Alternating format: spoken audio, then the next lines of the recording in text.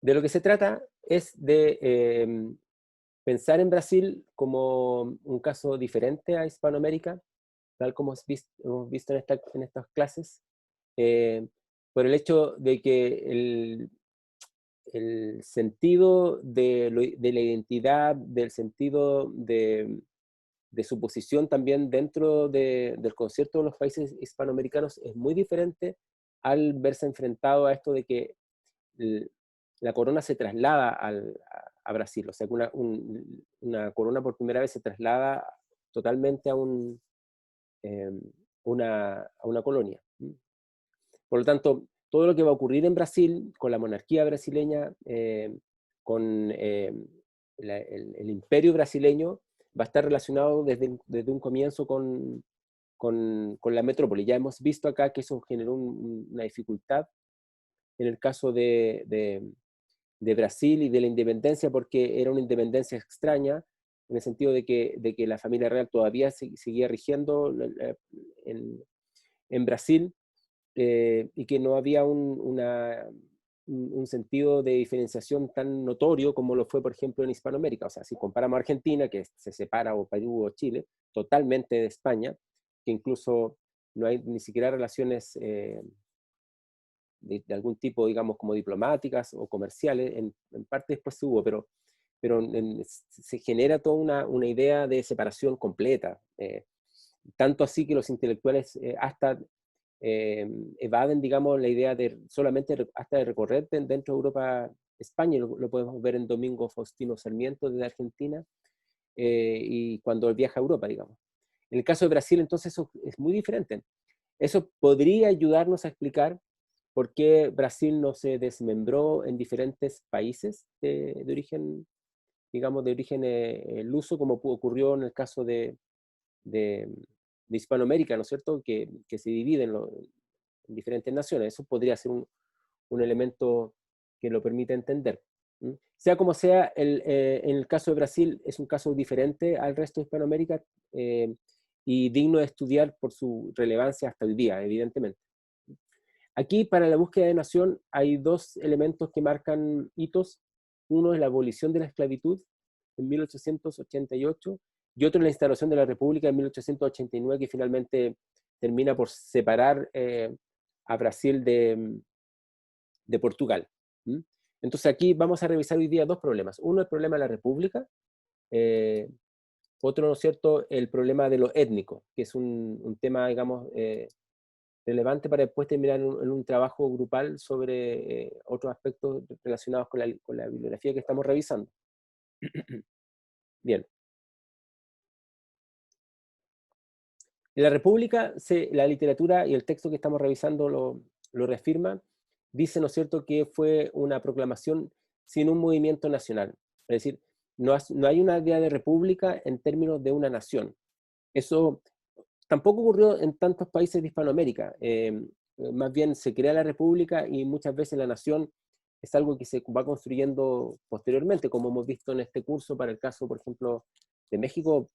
Es evidente, y si ustedes conocen el caso de Chile, también podrán verlo así, que toda la idea nacional de identidad, eh, los símbolos, en fin, se crean un poco posterior a la creación de la República. Pero bueno, la literatura afirma que en el caso de Brasil, ni siquiera hay un movimiento nacional que hable, ¿no es cierto?, de una independencia de la manera en que ocurrió en Hispanoamérica, ni una participación de todo la población en esta formación de la República. Eso podríamos decirlo para otros países también, pero en el caso de Brasil es particularmente complejo, también por las características del asentamiento de lo que hoy día es Brasil, que está originalmente, como ustedes recordarán, enfocado en el norte, en el nordeste brasileño. Ahí estaba la capital, en lo que es Pernambuco. Después se traslada a Río de Janeiro y Sao Paulo, y toda la región del interior de la Amazonía es una región que está muy desconectada, y creo que hasta hoy día un poco uno puede verlo en el caso de Brasil, y también lo que es Río Grande do Sul, que es el sector de la frontera con Argentina, y también sectores cercanos a lo que es hoy día Paraguay y Uruguay. Entonces, el, que no haya una participación nacional no es tan, eh, difícil de entender en el sentido de que el propio asentamiento de Brasil es muy complejo para que exista una suerte de noción de la identidad nacional, y más bien, como hemos visto en la clase anterior, existió el sentido de lo local. Lo local sigue hasta hoy día, de hecho, sigue siendo bien, bien relevante.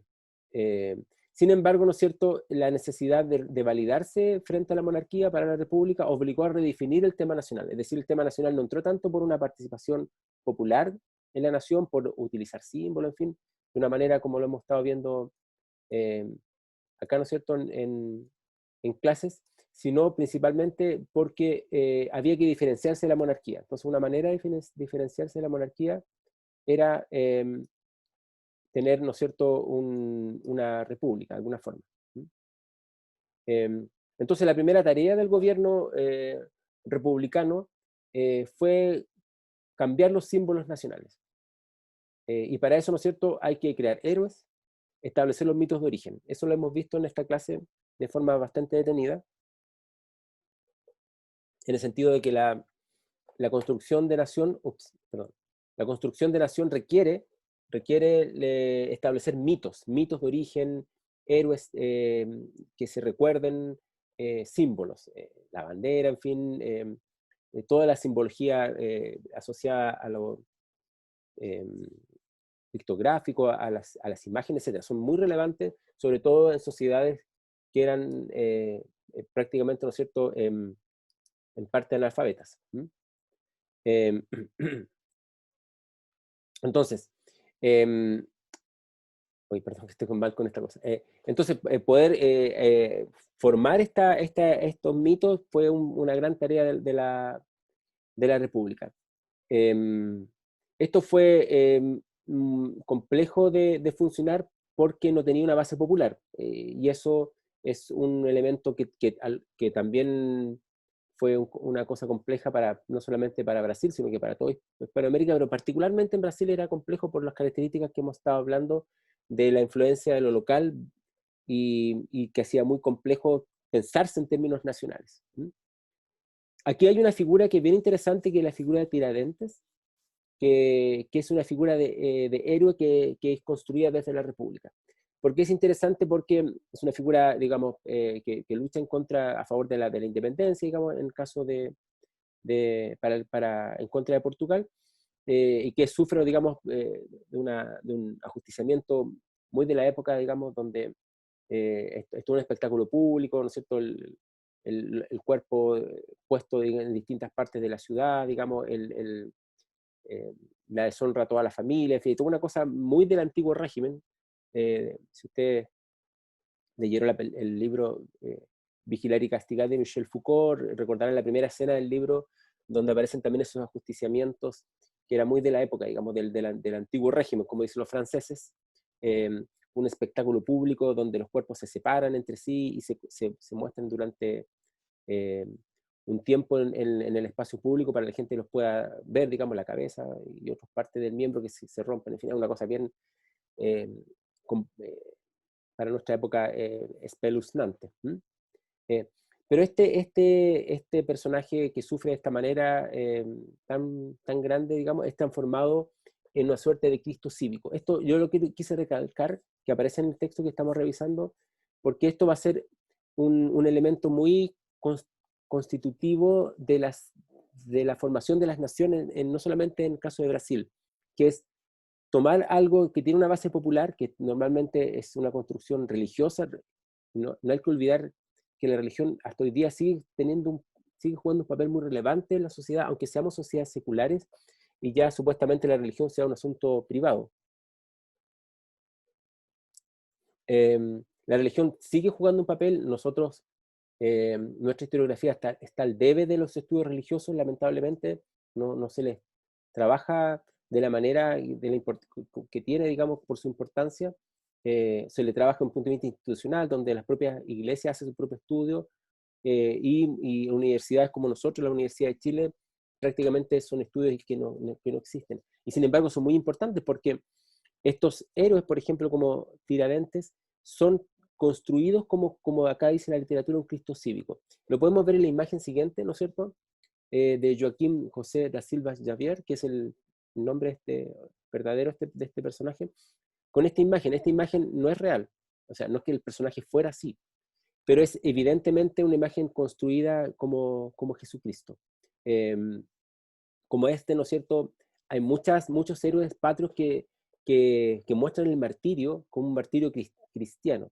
Y uno puede ver las imágenes, que son imágenes muy asociadas a Cristo. El personaje nunca fue así. Creo que no hay ni siquiera imágenes de este personaje, pero fue reconstruido como una especie de Cristo cívico. Es muy interesante que ustedes lo piensen porque uno podría incluso pensar, ya que pensamos en el trabajo que están haciendo sobre los, eh, las fuentes documentales. Esta es una gran fuente documental. Uno podría trabajar toda la imaginería eh, cívica construida por los estados nacionales a partir del siglo XIX en su relación con la religión. Uno podría encontrar ahí todo un ambiente eh, popular, religioso, que es tomado por estas nuevas naciones. Esta república reforzó la visión americanista de Brasil. Esto es algo que en Brasil hasta hoy día existe. Esta perspectiva de sentirse parte de América y compararse también con otros países dentro de esta perspectiva un poco a ver, ¿cómo lo puedo decir? Que es como decir ser parte de una suerte de periferia del mundo y de alguna forma es una visión americanista que uno la podría comparar con la visión americanista de México, que es bien diferente. Nosotros en Chile tenemos menos visiones americanistas, tal vez Argentina tampoco o Uruguay las tenga tan claro, pero creo yo, tal vez me equivoqué, pero el caso de Brasil y de México son bien relevantes porque de alguna manera ellos se asumen como parte, como representantes de América Latina hacia el resto del mundo también. En tanto son países muy grandes. Eh, Algunos en la literatura trataron de buscar una suerte de explicación de por qué estas diferencias entre América y el resto, y Europa, por ejemplo, como en el caso de Manuel Bonfim, que explica un concepto que es un concepto biológico del parasitismo y lo transfiere a la política, que también es algo muy interesante. ¿Eh?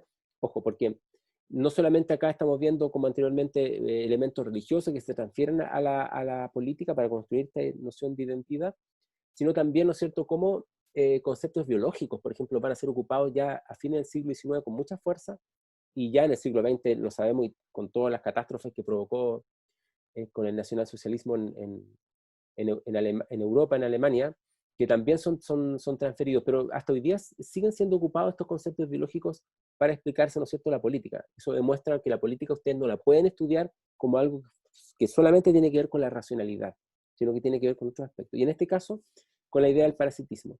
Cómo el parasitismo era, de alguna manera, la explicación a partir del cual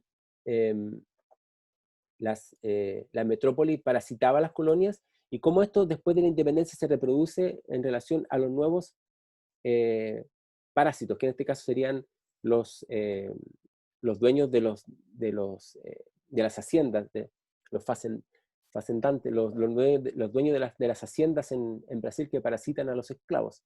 Entonces acá la esclavitud es visto de la misma manera que Brasil se miraba frente a Portugal. Aquí hay una relación comparativa que uno podría encontrar. Estados Unidos para Brasil fue un modelo mucho más allá que lo que pudo haber sido en México o en otros países. Fue de alguna manera seguido en términos jurídicos. La Constitución sigue de una manera muy cercana a los Estados Unidos y tal vez Brasil, al considerarse un país, como ellos decían, país hasta hoy día, digamos, país continente, se reflejan en los Estados Unidos como un lugar que podía ser administrado de la misma forma, y de hecho, como en términos políticos, eh, en términos, digamos, de sistema de gobierno, perdón, como un gobierno federal. Los Estados Unidos no solamente la han visto como una copia que había que seguir y que había que de alguna forma imitar, sino también como una alternativa a Europa. Entonces, de nuevo tenemos a Brasil visto como un país de alguna forma eh, periférico respecto al resto del mundo, que sería representado por Europa y los Estados Unidos, y cómo, ¿no es cierto?, frente a esto, Estados Unidos era una alternativa cultural, económica y política a Europa. Entonces, separarse de Europa, separarse en este caso de Portugal, o en el caso de Hispanoamérica, separarse de España, era acercarse a los Estados Unidos. De alguna forma fue visto porque también Estados Unidos obviamente está en América, entonces hay toda una perspectiva ahí. Si nosotros, por ejemplo, estudiamos eh, a los viajeros que iban desde Hispanoamérica y también de Brasil hacia los Estados Unidos y también a Europa, podemos ver estas perspectivas como cada vez más. Domingo Faustino Sarmiento, por ejemplo, es clarísimo en esto. Estados Unidos se presenta como un modelo frente a la decadencia de Europa. Entonces, si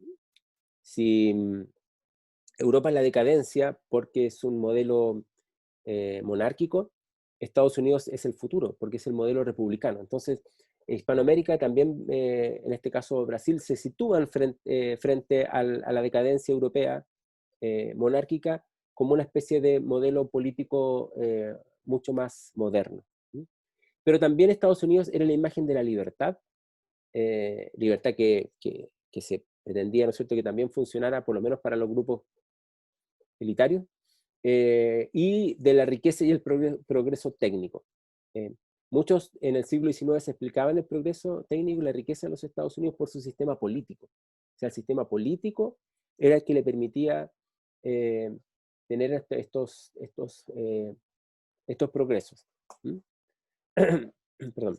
Em, si uno mira a Domingo Faustino Sarmiento, como lo he nombrado varias veces, ¿no es cierto?, en esta clase, y ve sus viajes en, en los Estados Unidos, puede ver, ¿no es cierto?, cómo esto se fraguó, este pensamiento de Estados Unidos como la libertad, la riqueza y el progreso técnico, aunque de forma mucho más crítica, en un personaje tan eh, brillante como lo fue el argentino Domingo Faustino Sarmiento.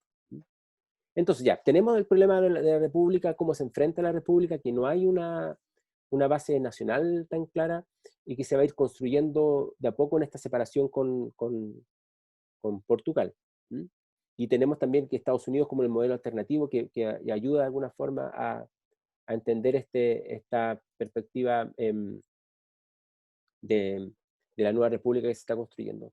El problema de lo étnico es un problema bien complejo, sobre todo para los que no somos de Brasil, de entender. Eh, hasta hoy día el problema de lo étnico muchas veces no es un problema, prácticamente. Eh, bueno, sí es un problema de hecho, ¿no? Pero obviamente, pero quiero decir con esto que pareciera que no fuera un problema. ¿Por qué se ha enfrentado de una manera diferente a cómo fue enfrentado en los Estados Unidos, cómo fue enfrentado en otros lugares que tuvieron, ¿no es cierto?, eh, digamos, por ejemplo, una población afrodescendiente tan grande.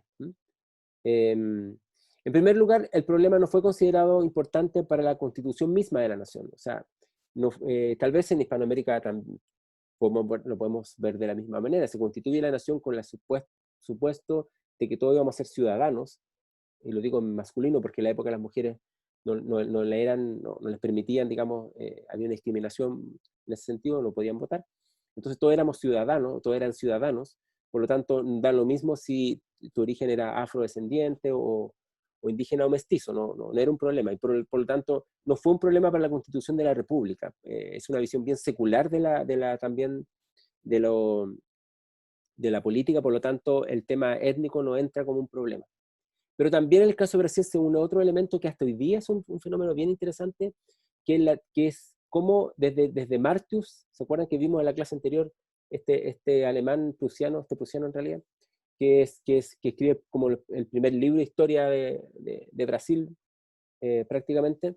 Eh, el problema de lo étnico no era efectivamente un problema, sino que más bien era considerado una ventaja de Brasil. O sea, la mezcla de razas era algo original de Brasil y que lo distinguía respecto al resto del mundo. Eh, por lo tanto, no se ve como algo negativo en sí mismo, en, en- en un principio, digamos. Eh, Ahora bien, igual habían posiciones distintas respecto al mestizaje. porque una cosa era admitir y que habían grupos étnicos o razas, como se decía en la época, diferentes, afrodescendientes. eh, por otro lado, los europeos de origen lusitano, portugués. Y el tema, ¿no es cierto?, que muchas veces era el mestizaje provocaba una reacción en contra. Algunos, ¿no es cierto?, dudaban frente al mestizaje si era realmente posible de aceptar, y también dudan del valor que tiene la población afrodescendiente y mestiza. Son considerados personas como de segunda categoría. Lamentablemente esto hasta hoy día funciona, son visiones racistas. Evidentemente que también eh, van a incorporarse. Entonces tenemos una visión que más bien dice, está bien, tenemos razas distintas, tenemos grupos distintos y hay que valorar eso porque Brasil es una distintivo de Brasil frente al resto del mundo y es una ventaja, de hecho. Y otros, ¿no es cierto?, que más bien consideran que era algo que era un problema para Brasil. Eh, y por eso, ¿no es cierto?, muchos autores tratan de mejorar, entre comillas, la población mediante el blanqueamiento. Sabemos que el blanqueamiento, es decir, tratar de que se mezclen los grupos étnicos para que sean lo más blancos posible, o traer población europea, digamos, para que se pueda, comillas, mezclar con la población no europea, es un elemento que ya venía del periodo anterior. De hecho, el propio periodo colonial trató un poco de hacer eso. Y también va a aparecer en el caso de Brasil. Em, este problema, interesantemente, no fue asumido en la educación nacional que instaura Brasil en su inicio. El tema étnico no fue un tema relevante. Ya habíamos visto que el tema nacional tampoco había sido relevante en sus inicios las clases de historia o de geografía, no aparece tampoco en un comienzo, y tampoco aparece, ¿no es cierto?, como problema de la educación nacional. Bueno, probablemente en otros casos de otros países en América tampoco ocurre esto, ¿no? Entonces, eh, tenemos acá que Brasil va a tener estos dos polos. Por un lado, hasta hoy día probablemente uno podría verlo, mostrar que el tener grupos étnicos distintos y el tener un mestizaje es un valor de Brasil porque muestra una diversidad que como un signo de Brasil frente al mundo, y otros que van a tratar de separar a los que no son blancos o los afrodescendientes o mestizos de los blancos para, ¿no es cierto?, de alguna forma establecer una supremacía de un grupo respecto de otro, o van a intentar el blanqueamiento de estos grupos que no son europeos para que se civilicen, entre comillas. Por supuesto, todos son factores racistas que hoy día lo consideramos muy eh, eh, negativos, evidentemente, pero que en la época funcionaron de alguna manera también para construirse como identidades grupales.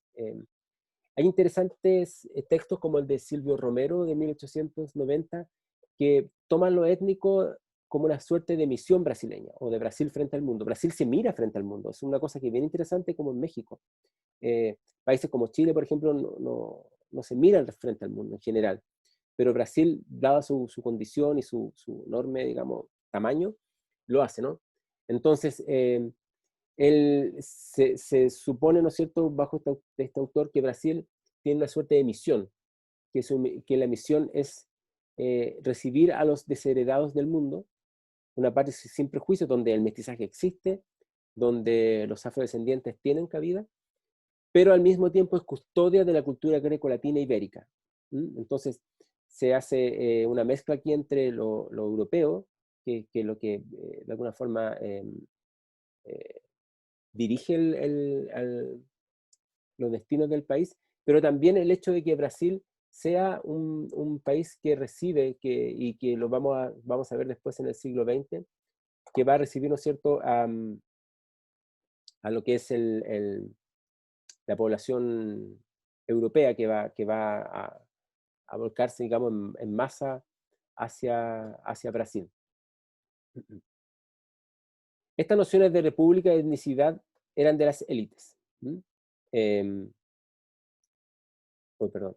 La experiencia popular fue muy escasa en estos elementos que hemos estado discutiendo acá.